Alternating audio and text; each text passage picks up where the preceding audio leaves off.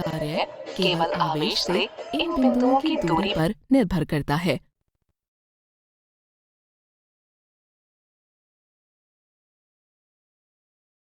हम निष्कर्ष निकाल सकते हैं कि किया गया कार्य पथ से स्वतंत्र है और यह केवल एकांक धनावेश की प्रारंभिक और अंतिम स्थिति पर निर्भर करता है। इससे पता चलता है कि विद्युत क्षेत्र और विद्युत बल दोनों संरक्षी हैं। भार के परिवर्तन होने वाले परिवर्तन को यहाँ दर्शाया गया है।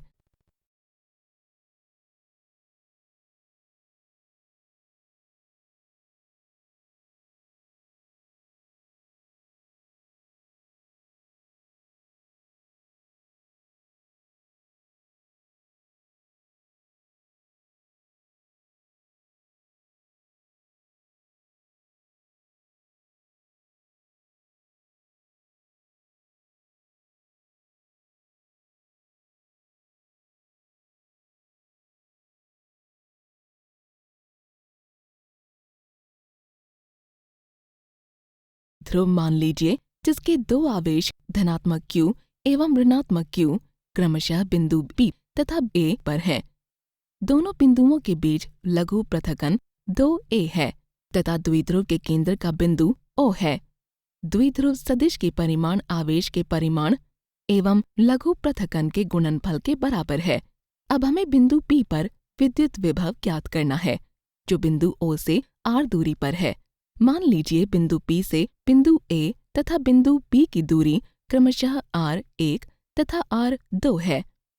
ऋणात्मक Q के कारण बिंदु P पर विभव है तथा धनात्मक Q के कारण बिंदु P पर विभव इस प्रकार दर्शाया जा सकता है। वैद्युत द्विध्रुव के कारण बिंदु P पर विभव दोनों आवेशों के कारण उत्पन्न हुए विभवों के योग के समान होगा, जिसे दिए गए समीकरण द्वारा दर्शाया जा सकता है। का उपयोग करके हम अंतिम व्यंजक तक पहुंच सकते हैं, जो समीकरण 2 तथा 3 द्वारा दर्शाया जा सकता है। पिछले समीकरणों का उपयोग करके v के व्यंजक यहाँ दिए गए हैं। समीकरण को हल करने के लिए द्विपदीय प्रमेय का उपयोग किया गया है। समीकरण 4 से हमें v का अंतिम व्यंजक मिलता है। कृपया ध्यान दें, इस व्यंजक को सदिश रूप में दर्शाया गया है। यह ध्यान रखना महत्वपूर्ण है कि v के लिए प्राप्त व्यंजक को विद्युत विभव के सामान्य सूत्र के रूप में उपयोग किया जा सकता है। यदि हम द्विध्रुव अक्ष के मान खोजना चाहते हैं तो हम थीटा को 0 डिग्री से बदल सकते हैं और निरक्षीय समतल में मान ढूंढने के लिए थीटा को 90 डिग्री रख सकते हैं।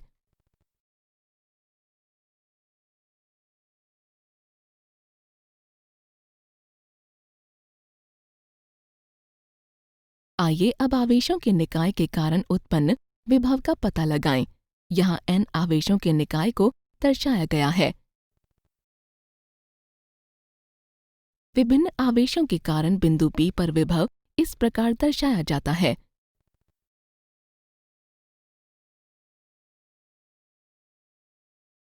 हम बिंदु P पर कुल विभव ज्ञात करने के लिए अध्यारोपण सिद्धांत का उपयोग कर सकते हैं। यदि आवेश घनत्व निरंतर है तो P पर कुल विभव का मूल्य r समाकलित करके पाया जा सकता है।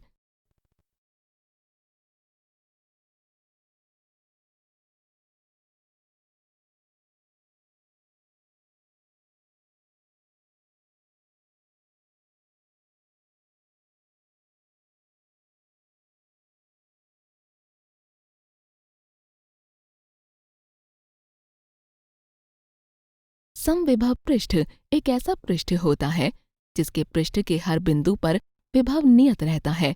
यह एक आवेशित पृष्ठ भी हो सकता है या अनावेशित पृष्ठ भी। एक आवेशित चालक के लिए उसकी सतह आवेशित पृष्ठ होती है। समविभव पृष्ठ का आकार के वितरण तथा माध्यम की प्रकृति पर निर्भर करता है जिसमें आवेश रखे जाते हैं, जैसे कि समदैशिक माध्यम।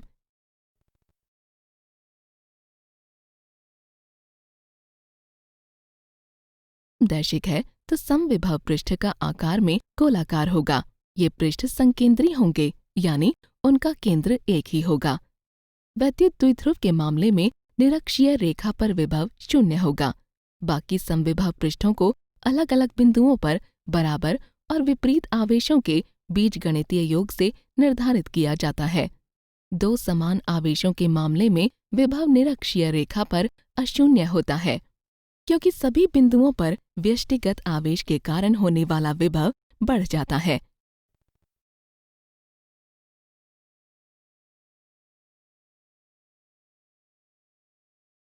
विभव पृष्ठ पर आवेश को विस्थापित करने में किए जाने वाले कार्य को ज्ञात करेंगे।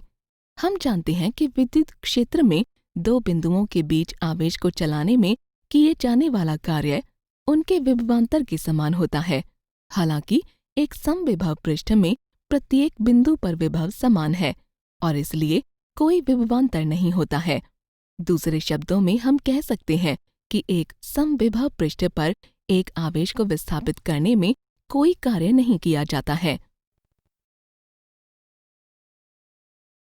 विद्युत क्षेत्र एवं समविभव पृष्ठ के बीच कोण ज्ञात करने के लिए चलिए समविभव पृष्ठ में छोटी दूरी dx मान लें, जहां से एक एकांक धनावेश स्थानांतरित हो जाता है। हम जानते हैं कि एक समविभव पृष्ठ में आवेश को स्थानांतरित करने में किया गया कार्य 0 होता है और इसलिए बल एवं विस्थापन का अदिश गुणनफल 0 के बराबर है, जो दिए गए समीकरण द्वारा दर्शाया जा सकता है।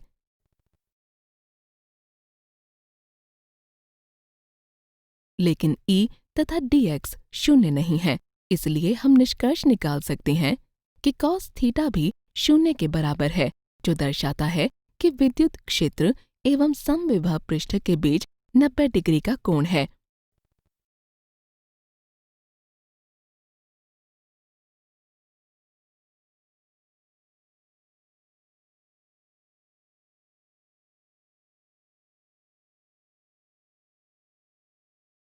है कि विद्युत क्षेत्र एवं समविभव पृष्ठ एक दूसरे के लंबवत हैं।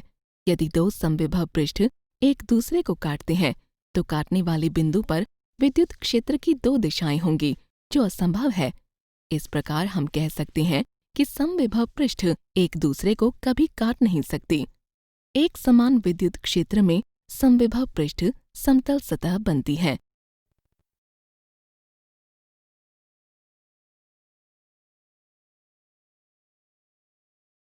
विद्युत क्षेत्र एवं विद्युत विभव के समक्ष संबंध स्थापित करेंगे।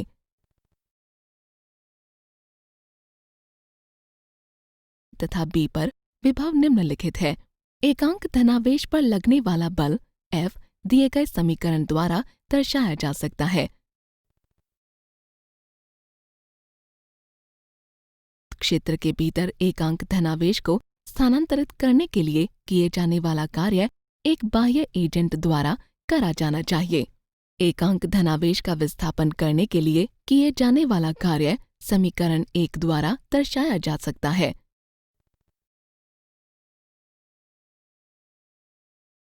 भाषा को एकांक धनावेश को एक बिंदु से दूसरे बिंदु तक स्थानांतरित करने में किए जाने वाला कार्य उन दोनों बिंदुओं के बीच के विभवांतर के समान होता है। इसलिए समीकरण 1 तथा 2 के उपयोग से विद्युत क्षेत्र एवं विभवांतर के समक्ष संबंध स्थापित किया जा सकता है। यहाँ धनात्मक चिन्ह दर्शा रहा है कि विद्युत क्षेत्र की दिशा विभवांतर की दिशा के विपरीत है।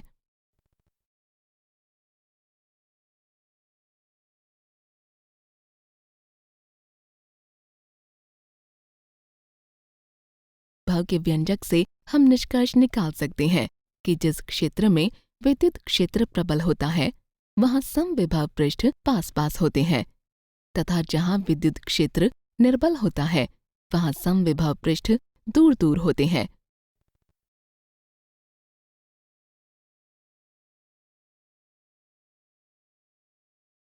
बिंदु P1 पर स्थित है, जिसकी स्थिति सदिश R1 है। एक और आवेश Q2 Q1 से अनंत दूरी पर है। यह आवेश स्थिति P2 में लाया जाना है, जिसकी स्थिति सदिश R2 है। यहाँ P1 P2 R12 के बराबर है। P1 पर आवेश Q1 के कारण P2 पर विभव यहाँ दिया गया है। आवेश Q2 को अनंत से P2 तक लाने में किया गया कार्य आवेश को विभव से गुणा करके प्राप्त किया जा सकता है। यह दो आवेशों Q1 और Q2 की प्रणाली में स्थिर वैद्युत स्थितिज ऊर्जा U के रूप में संग्रहित है।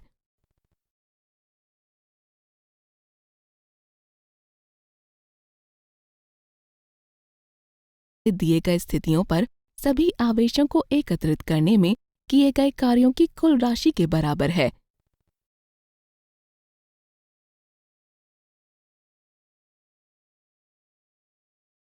स्थिति में लाने में कोई कार्य नहीं होता है, क्योंकि अन्य सभी आवेश अभी भी अनंत में है तथा कोई विद्युत क्षेत्र नहीं है। इसलिए कार्य शून्य के बराबर है। Q1 से R12 दूरी पर अनंत से आवेश Q2 को P2 पर लाने में किया गया कार्य W2 यहाँ दर्शाया गया है। आवेश Q3 को अनंत से P3 तक लाने में Q1 और Q2 दोनों की स्थिर वैद्युत बलों के विरुद्ध कार्य किया जाता है। अतः W3 Q1 और Q2 के कारण विभव गुणा आवेश Q3 के बराबर है।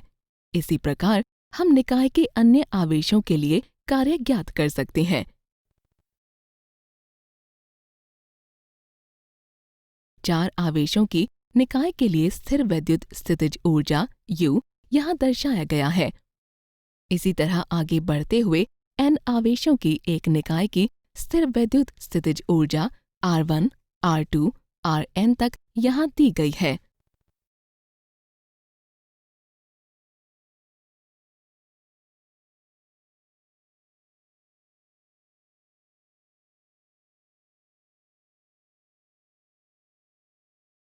चित्र में दो आवेशों की स्थितिज ऊर्जा को ज्ञात करने के लिए मान लीजिए एक समान बाह्य क्षेत्र E में दो आवेश Q1 और Q2 हैं। क्रमशः उनकी स्थिति सदिश R1 और R2 है। Q1 को अनंत से स्थिति R1 तक लाने में बाह्य क्षेत्र के विरुद्ध कार्य होता है, जो कि उस बिंदु पर आवेश तथा विभव के गुणनफल के रूप में व्यक्त किया जा सकता है। इसी प्रकार बाह्य क्षेत्र के विरुद्ध अनंतता से स्थिति R2 तक लाने के लिए कार्य निम्न प्रकार से व्यक्त किया जा सकता है।